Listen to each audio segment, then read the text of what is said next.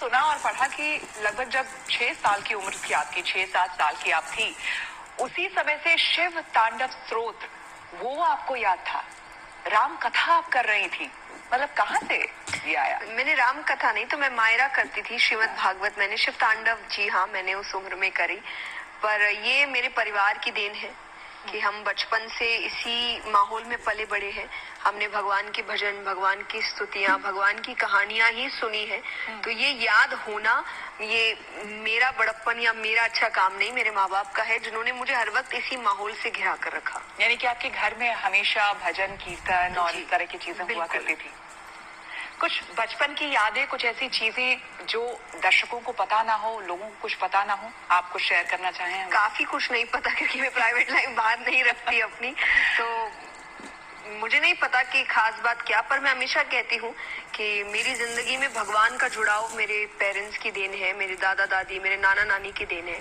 तो अगर आप मुझे देखकर पसंद कर रहे हैं और आपको ऐसा लग रहा है आपके बच्चे ऐसे होने चाहिए, तो ऐसे बच्चे के लिए आपको ऐसा माँ बाप बनना पड़ेगा, आपको परिवार का माहौल वैसा रखना पड़ेगा। तो हम बचपन में बच्चों के आध्यात्मिक शिक्षा पर ध्यान नहीं देते हैं और फिर सोचते हैं कि वो बड़ा हो जाए, समझदार हो जाए, फिर समझेंगे।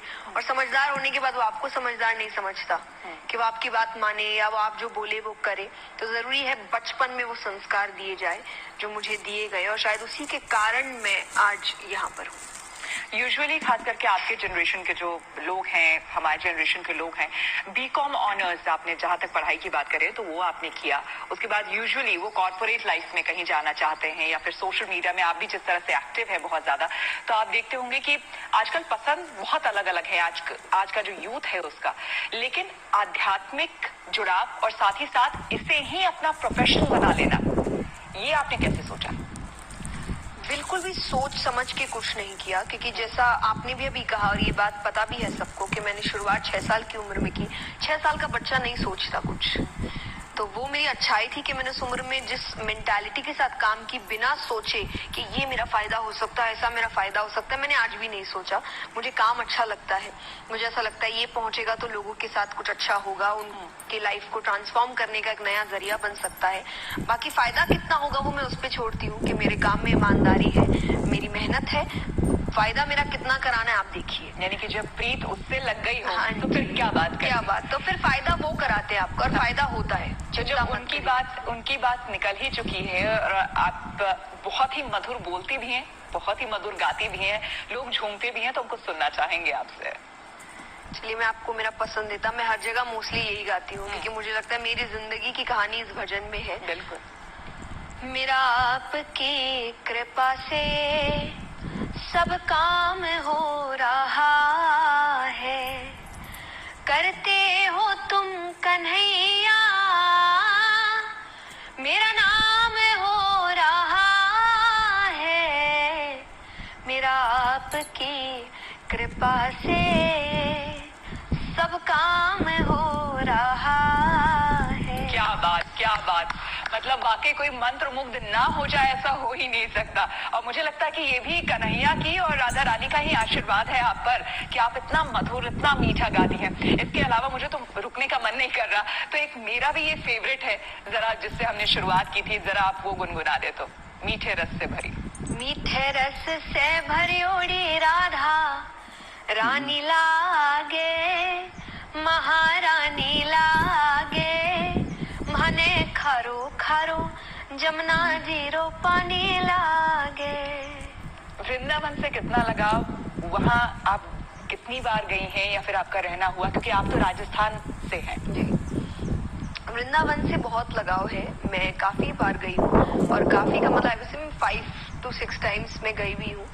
पर अगर मैं कहूँ कि कोई एक स्थान जहाँ मैं हर साल जाती हूँ, खाटू श्याम जी है। अच्छा। तो मुझे श्याम बाबा से हमेशा मैंने बचपन से बहुत प्रेम किया है, और हर साल फागुन का महीना होता है जो वहाँ मेला लगता है, तो वो मेरे लिए एक रूटीन है कि मैं उससे नहीं छोड़ती किसी भी हाल में। साल में एक बार मुझे उस समय जाना है तो जाना ही है, और बाकी मुझे ऐसा लगता है सब एक ही है, तो वो प्रेम बना ही रहता है। तो जब वृंदावन का मौका मिलेगा, मैं आसपास हूँ तो मैं चली जाऊंगी, मैं राजस्थान खाटू श्याम जी के आसपास हूँ तो मैं वहां चली जाऊंगी, और कोई भी ऐसी जगह जहाँ भगवान से जुड़ाव है, जहाँ आपको भगवान का अस्तित्व महसूस होता है। ऐसे तो हर जगह ही है, पर जो तीर्थ स्थान होते हैं वो एक अलग पावर रखते हैं, तो वो आसपास है तो मैं जाना पसंद करती हूँ। आपसे ये सवाल इसलिए क्योंकि जो भी युवा हमें देख रहे हैं, सुन रहे हैं, हर किसी की जो गुड मॉर्निंग होती है ना, वो मोबाइल फोन से होती है, व्हाट्सएप से होती है, और डेली का रूटीन हम समझते हैं यूथ का। अगर जया किशोरी जी के रूटीन के बारे में हम कहें तो आप युवा भी हैं और आज की पीढ़ी को समझती भी हैं, मोटिवेशनल स्पीकर हैं, बहुत अच्छे अच्छे आप टिप्स देते हैं, तो आपके दिन की शुरुआत कैसे होती है और पूरा दिन कैसा रहता है? बहुत ज्यादा मैं डिफरेंट नहीं कहूंगी, क्योंकि मैं हमेशा कहती हूँ मैं आप जैसी ही हूँ, कोई बहुत ज्यादा डिफरेंस नहीं है मुझ में, बस मेरा जुड़ाव थोड़ा भगवान से ज्यादा है। तो मेरी भी शुरुआत, मान लीजिए अगर आप सुबह उठ रहे हैं तो अलार्म क्लॉक से हो रही है। अब आजकल अलार्म में नॉर्मल अलार्म्स का जमाना गया, तो फोन से ही अलार्म बजाते हैं आपके, तो एक बार तो फोन पर ध्यान जाता है, फिर आप टाइम देखते हैं। फिर हाँ, ये है कि मेरी एक आदत है कि अगर मेरी आंख खुल गई तो मुझे मेरा जो रूटीन वर्क है वो कंप्लीट करना है, कि आप रेडी होकर बैठ जाओ, फिर भले ही आप फोन करो, पर मुझे ये आदत नहीं है कि मैं बेड पर काफी समय तक बैठकर फोन यूज कर रही हूँ या सोच रही हूँ। अगर मेरी आंख खुल गई है तो मुझे अब काम शुरू करना है। तो रोज के रूटीन में क्या आपका है कि इतने समय तक आपको पूजा करनी है, सुबह या फिर शाम में भजन करना है, आरती करनी है, जो कि यूजुअली लोगों के घर में होता है? नहीं, बहुत एग्जैक्टली पूजा नहीं, मेरी मालाएं हैं, मेडिटेशन है, मंत्र चैंटिंग्स है, वो मैं कहीं भी कर सकती हूँ। बट अगर जब आप आरती और पूजा जो रिचुअल्स है उनकी बात करते हैं, मेरे लिए पॉसिबल नहीं है, क्योंकि मैं हर वक्त ट्रैवल कर रही हूँ, मैं किस समय कहाँ हूँ मुझे नहीं पता है। तो दो रूटीन है कि एक मॉर्निंग में आप जैसे ही नहा के तैयार होते हैं तब मेरी माला रहती है, और रात को सोने से पहले मेरा सेशन होता है, तो जिसको मैं मेडिटेशन का ही नाम देती हूँ, मंत्रों के द्वारा, कि मेरी मंत्रों की मालाएं चलती है। ये दो पर्टिकुलर टाइम्स है जो मुझे करना ही है, चाहे आंधी तूफान आ जाए या कुछ भी हो जाए। बाकी बीच में आपको जब समय मिले और कुछ हुआ तो आप कर लेते हैं, बट रूटीन वाइज नहीं है। तो क्या आप रील्स वगैरह भी बनाती हैं? कंटेंट बेस्ड एक्चुअली, बट हाँ, मैं ये नहीं कहूंगी वो जो फनी रील्स है वो तो मैंने कभी, और पता नहीं उसका समय भी नहीं मिला, और अब जो सिचुएशन हो गई है, अब आपका दिमाग भी वैसा रहा नहीं कि आपको मन करे वैसा। नहीं, अभी इतनी उम्र आपकी नहीं होगी। नहीं, उम्र वाइज नहीं, आपके काम वाइज, उम्र वाइज तो नहीं, डेफिनेटली नहीं, बट काम वाइज अब आपको ऐसा लगता है कि नहीं, मुझे नहीं लगता कि मेरे लिए, मैं किसी और के लिए नहीं कहती कि ये किसी और के जीवन में कोई एडिशन कर सकता है। मेरा मोस्टली हर काम अगर इंटरनेट पे जा रहा है तो वो किसी के लाइफ में एडिशन करने के लिए होना चाहिए, वरना नहीं होना चाहिए। लेकिन जया, आप ये बताइए कि आपके जो फ्रेंड्स होंगे, जो कॉलेज के फ्रेंड्स होंगे, क्या वो कभी आपको नहीं कहते कि चलो आज कोई मूवी देख के आते हैं, बहुत अच्छी मूवी रिलीज हुई है?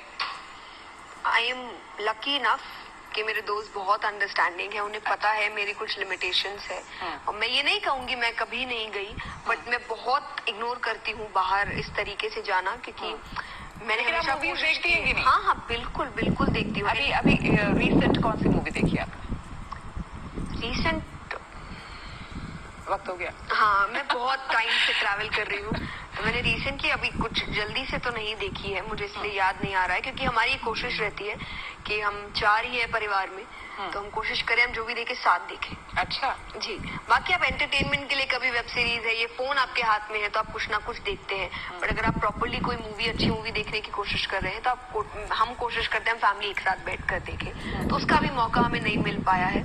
बट आपके अपने बहुत सारे फेसेट्स हैं, मतलब आप बहुत चीजें करती हैं, अगर उसमें से मैं आपसे पूछूं कि आपका फेवरेट क्या है, क्या कहेंगे? कथा। कथा, बिल्कुल, उसमें सब कुछ है। मुझे ऐसा लगता है उसमें आप मोटिवेशनल सेशंस भी कर ही रहे हैं, क्योंकि आप बीच बीच में लोगों को अच्छी बातें बता रहे हैं, लाइफ रिलेटेड इश्यूज सॉल्व कर रहे हैं, आप भगवान की बात कर रहे हैं, आप भजन गा रहे हैं, तो एक अलग ही माहौल होता है, और आपके सामने हजारों लाखों की संख्या में लोग बैठे होते हैं। मोटिवेशनल सेशंस थोड़े से प्राइवेट काइंड ऑफ होते हैं, तो उतना आपको, आपके सामने मान लीजिए 1 लाख लोग अगर गा रहे हैं भजन, माहौल ही अलग होता है उसका, तो वो एक अलग ही वाइब होती है, पार्ट है, और मुझे ऐसा लगता है वो किक है मेरी जिंदगी की, वो नहीं तो मैं बाकी काम नहीं कर सकती इतने अच्छे से। तो अगले 10 साल, 15 साल या 20 साल बाद आप अपने आप को कहाँ देखती हैं? पता नहीं, अगले पल में कहाँ हूँ मुझे नहीं पता, मैं हूँ भी कि नहीं मुझे नहीं पता, लेकिन